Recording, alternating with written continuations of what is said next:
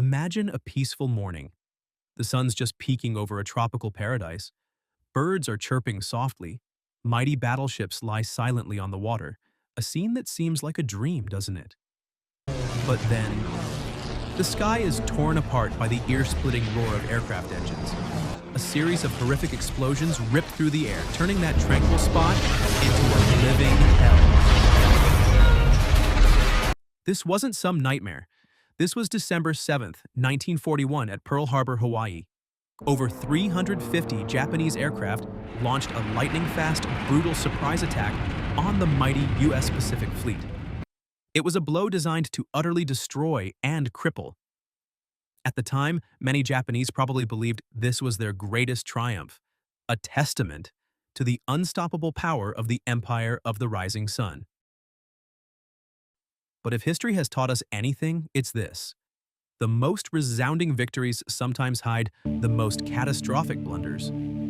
The attack on Pearl Harbor, seemingly a stroke of genius, turned out to be a devastating strategic mistake. Not just for Japan, but for the entire course of World War II. It wasn't just a battle, it was a test of foresight, an understanding of your adversary, and a crucial lesson in the dire consequences of a single reckless decision. In this video, we'll dive deep. Why did Japan decide to attack a superpower like the United States? And why did that very decision ultimately become their worst historical blunder?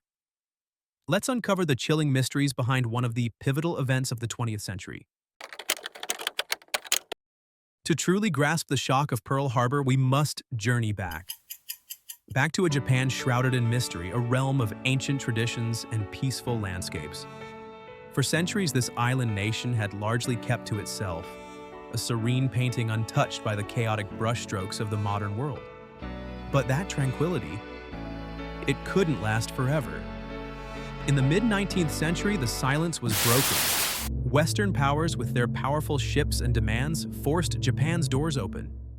Imagine the daunting choice: resist and be crushed, or adapt and survive. Japan chose the latter, embarking on the Meiji Restoration. It was a lightning-fast transformation, a nation shedding its ancient robes for the steel and steam of industrial might. They learned, they built, they innovated at an astounding pace. Suddenly, Japan was no longer a secluded realm. It was a formidable industrial powerhouse, its factories belching smoke, its new military training with ruthless efficiency. But here's the ironic twist. This rapid modernization, this thirst for power, created a new hunger, a hunger for resources. Japan, an island nation, lacked the oil, iron, and rubber vital for its burgeoning industries. So what happens when a mighty, hungry nation faces a resource crisis? It looks beyond its borders. This hunger quickly transformed into imperial ambition. Japan, eyeing the vast, resource-rich lands of Asia, began to expand. Manchuria became their first big prize, a puppet state, but a critical source of raw materials. Then came China, a sprawling giant but deeply fragmented. Japanese boots marched across its lands, igniting a brutal, escalating conflict.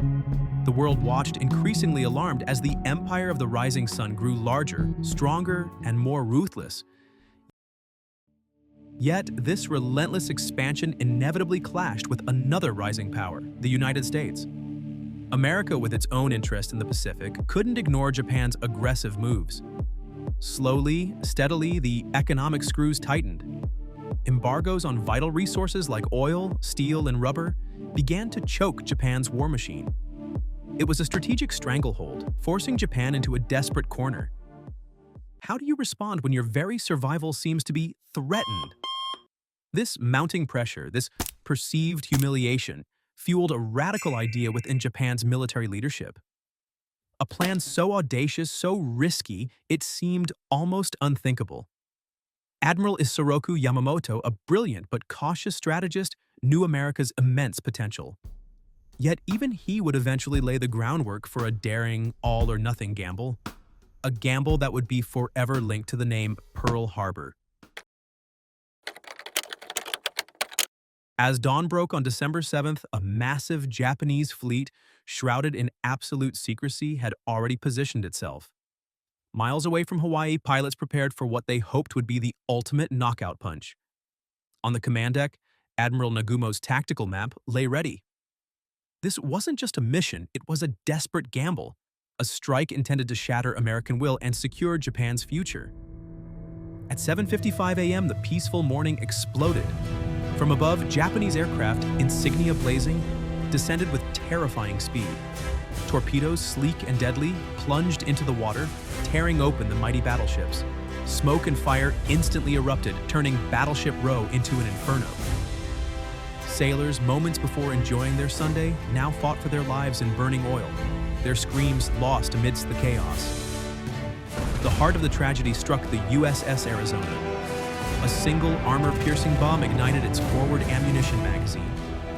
In a colossal, mind-numbing explosion, the battleship was ripped apart, sinking in just 9 agonizing minutes. Over 1,100 souls entombed within its steel hull still rest beneath the waves, a silent, oil-stained memorial to that day of infamy. Yet, amidst the destruction, fate played a cruel trick on Japan. Their primary targets, America's aircraft carriers, were absent, out at sea, and crucial repair facilities, fuel depots, they stood untouched. This oversight, this huge miscalculation, meant America's ability to retaliate remained intact. Japan landed a devastating punch, yes, but they failed to deliver the knockout blow. Despite the apparent success, Admiral Nagumo, sensing the precarious situation and remembering Yamamoto's warnings, made a controversial decision. Withdraw. No third wave, no pursuit of the carriers. He knew the sleeping giant was now awake. Back in Washington, D.C., the news sent shockwaves. On December 8th, President Franklin D. Roosevelt stood before Congress. His voice, steady yet resonant with sorrow and resolve, declared it a date which will live in infamy. America, united in its grief and fury, had officially entered World War II. The devastating blow had been dealt. But the true battle was just beginning. The attack on Pearl Harbor was meant to cripple America, to send it reeling, to keep it out of the war. But instead, it simply awakened a sleeping giant. The roar of Japanese planes faded, replaced by something far more powerful, the thrum of American industry waking up. Imagine a nation transforming almost overnight. Car factories that once built sedans began churning out tanks. Washing machine plants now assembled machine guns. From every corner of the country, a mighty war machine began to take shape. This wasn't just production. It was a national effort fueled by a collective fury. By 1942 alone, America, once caught off guard, was producing an astounding 47,000 aircraft, a number no other nation could even dream of matching. The Japanese had underestimated not just American resolve, but its unlimited industrial might. While Japan's production struggled under embargoes and relentless combat, America's factories roared louder, faster. Women, like the iconic Rosie the Riveter, stepped into factories, joining millions of men eager to avenge Pearl Harbor. A sleeping giant had risen, and it was ready to fight.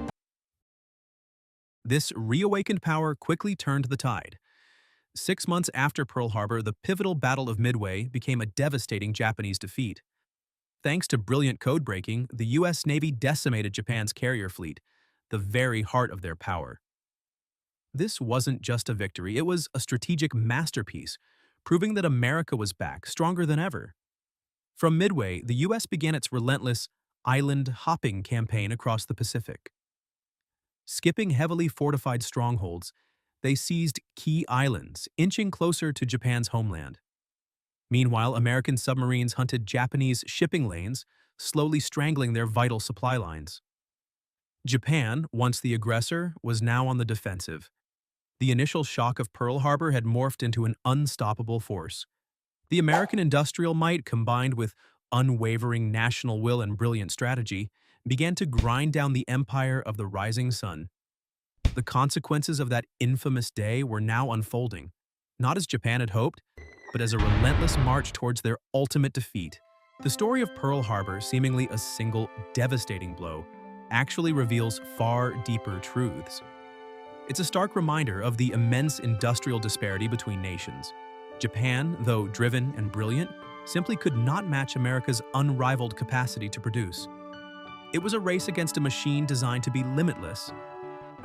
Admiral Isoroku Yamamoto, the very architect of the attack, understood this.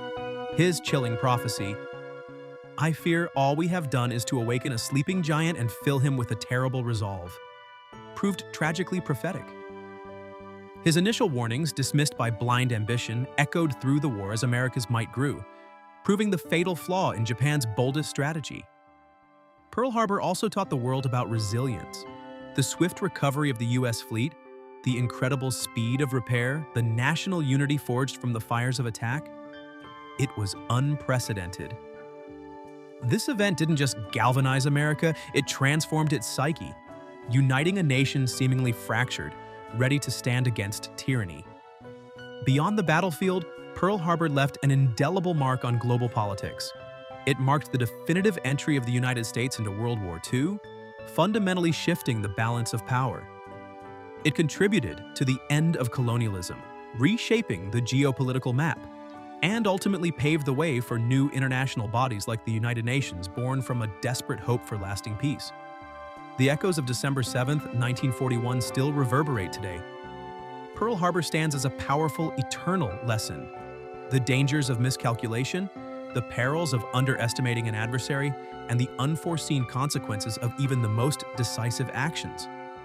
It reminds us that history is not just about events. It's about the lessons we learn, the wisdom we gain, and the future we build from the ashes of the past. As we stand here looking out over the tranquil waters of Pearl Harbor today, it's hard to imagine the devastation that unfolded on that fateful December morning. The USS Arizona Memorial stands as a powerful, silent sentinel, a stark reminder of the lives lost and a nation forever changed. It's a place where history whispers its most profound lessons. Pearl Harbor wasn't just an attack, it was a turning point, not only for World War II, but for understanding the complex dynamics of power, ambition, and consequence. From the quiet rise of an empire to its ultimate miscalculation, this story is a testament to the fact that history isn't just about dates and names. It's about human choices, their impact, and the unfolding ripple effects that shape our world for generations. Every story, every sacrifice, every strategic decision holds a lesson waiting to be discovered. By exploring these pivotal moments, we gain wisdom. We learn to navigate our own challenges, and we remember the incredible resilience of the human spirit. So, what can we learn from this journey? Perhaps that even the biggest mistakes can lead to unforeseen growth, or that true strength often lies not in striking first, but in enduring. The past is a compass. It shows us where we've been and perhaps where we need to go. If this deep dive into history resonated with you, if it sparked your curiosity, please show your support. Like this video, share it with friends, and subscribe to our channel for more journeys into the past. Your engagement helps us keep these vital stories alive. Thank you for watching.